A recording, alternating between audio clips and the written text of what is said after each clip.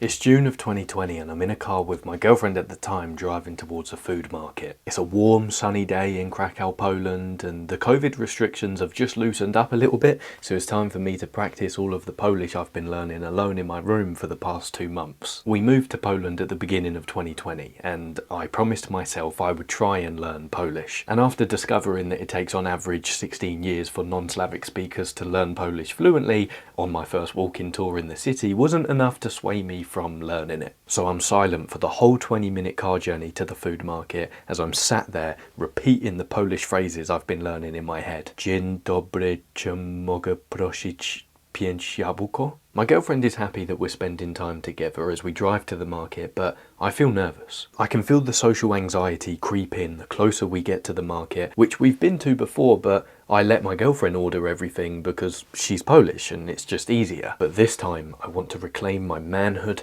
and my independence. If I can just order one thing in Polish, I know my girlfriend will be proud of me and I'll be able to feel confident in myself learning the language, I think, as I start to meditate on the approaching victory. So we pass the market in the car and drive around the corner to park. And as my girlfriend stops the car and pulls the handbrake up, I can feel my throat dry up and my hands get sweaty as I turn to my right and see the market. It's as busy as it could possibly be, and because it's about 20 minutes outside of the main city centre, I know for a fact there aren't going to be other foreigners here. I'm going to be the only foreigner and I'm going to stick out like a sore thumb. But I'm not going to be a foreigner today because I am going to order in Polish. So we get out of the car and start walking around the market. To walk around the whole market, which is full of people, takes about 10 minutes. That's how many markets there are. And we instantly get lost in the vibrant sea of colours of all different types of fruits and vegetables. There's old women selling flowers, there's old men selling potatoes, and there's young couples who clearly have a family business selling huge barrels of gherkins and sauerkraut. Everyone seems to know each other and there's a real hustle and bustle about the place. But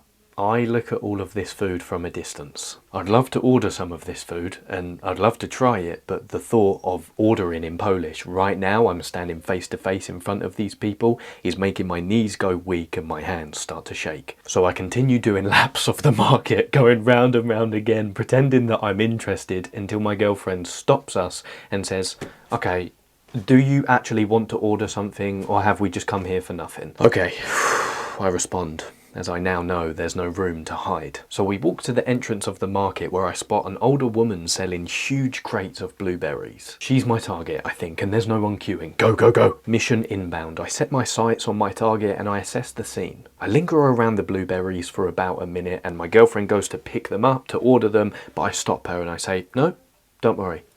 I'm gonna order them." "Okay," she says, and I can see the surprise in her eyes. So spotting a window of opportunity where no new people are coming into the market because we're literally stood by the entrance and everyone seems to be in the busy area right in the market, I pick up the blueberries, take them to the counter and greet the woman in Polish. And I can feel the nervousness in my walk as I'm walking up to her and I can feel my hands are even sweatier. I pull my mask down and hand her the blueberries as she asks me a question in Polish. "What?" I think, as I instantly go into fight or flight mode with having no understanding of what she's just said to me. So I pull the oldest trick in the book and just say "tak," which means yes, to which she starts putting the blueberries in a bag. Oh, thank God, I think. I got that one right. So after this confidence boost and as she's packing the blueberries into this bag, I decide to test myself. I spot some vibrant radishes behind her, as red as anything, and I attempt to ask her if I can have 5 of them in Polish. But after I mutter whatever I mutter, she looks at me dead in the face and just says, "Nie rozumiem," which means I don't understand. So I instantly go into fight or flight mode, and I've never wanted the world to quickly swallow me up so much as I now turn around to see multiple people queuing behind me. My girlfriend is now nowhere to be seen, and I'm stood face to face with this middle-aged Polish woman sternly looking at me as if to say, "Who is this bumbling idiot in front of me?" So now my primal brain is running the show. I think about how best to escape this situation as quickly as possible, so I just point at the radishes and try to say the number 5 in Polish until I realise I've completely forgotten how to say the number 5. My mind goes completely blank and all I can see is these bloody radishes in front of me and this stern-faced Polish woman looking at me more confused with each second that goes by. So I give up and I just signal the number 5 with my hands and say the number in English, to which she understands. I then stand there in complete silence for the next minute as she packs the blueberries, I give her the money and I walk off. And as I walk back to the car and regroup with my girlfriend, I feel angry and defeated. All I wanted to do was order one thing and my mind went blank. My girlfriend asks if I'm okay, to which I sigh and exhale of annoyance and shake my head, and it was in that moment I decided to stop learning Polish forever.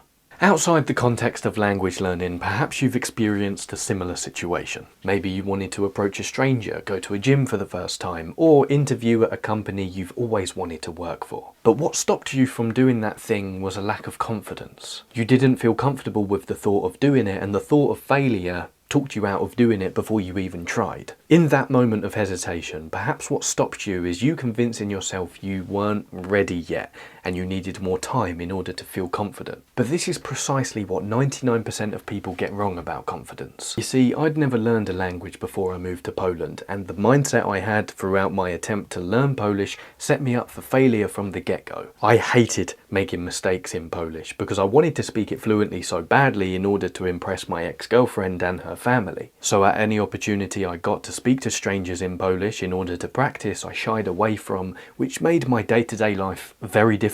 I found an English-speaking barber instead of a Polish. I only use self-service checkouts at supermarkets in order to avoid speaking to people, and I relied on my ex-girlfriend to do pretty much everything for me in a social setting. But all I needed to realise is that in order to be confident, we must first be vulnerable. Or in other words, embarrassment is the cost of entry. Vulnerability is your gateway to confidence, because if we only do the things we feel confident to do, we don't grow. Similarly, if we do things which are completely outside of our comfort zone and in our panic zone, yeah, we might surprise ourselves by succeeding at them, or we might traumatize ourselves and never want to do that thing again. So we must operate in the sweet spot of our confidence, which is our stretch zone, where things are neither too easy nor too difficult. To keep this in the context of socializing, let's say you don't feel confident speaking to strangers on the street, which most people don't, and you would rank it as a 9 out of 10 in terms of discomfort, 10 being the most uncomfortable and anxiety provoking, and number 1 being a walk in the park. But you'd rank speaking to your family members as a 1 out of 10. And despite this, you'd like to increase your confidence in social settings with strangers. So instead of convincing yourself you suddenly have to become some Riz God and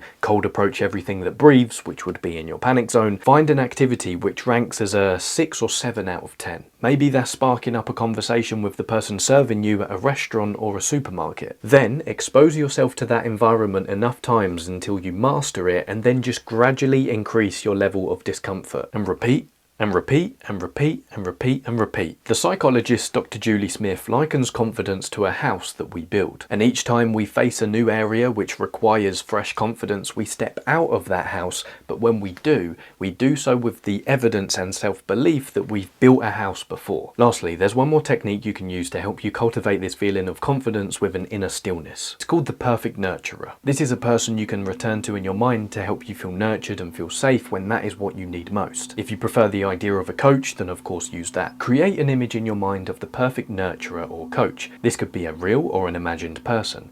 Imagine you are sharing with them what you are currently facing, how you feel about it, and what you want to work on. Take some time to imagine in detail how that coach might respond and write it down. This sets the tone for the words you can start using to respond to yourself as you work on building your own confidence and inevitably face vulnerability along the way. A professional coach would not bully you with words or chant affirmations that you couldn't believe in. They bring honesty, accountability, unconditional encouragement and support. They are in your corner, whatever the score, with your best interests at heart. Doing that for yourself is not always easy, but it is a life skill that we can improve on with practice. So remember, in order to be confident, don't order radishes and blueberries from a Polish fruit market. No, I'm just kidding. In order to be confident, we must first be vulnerable. Muchachos, thank you for your time and attention as always. By the way, if you like these videos where I tell a story and then I distill the lessons from the story after, making it a short video, hit like, and also tell me in the comments that you like these videos, because it just lets me know to do them more, because I'm not sure if you guys like these videos. So let me know. And stay disciplined, playful, and peligroso. Adios.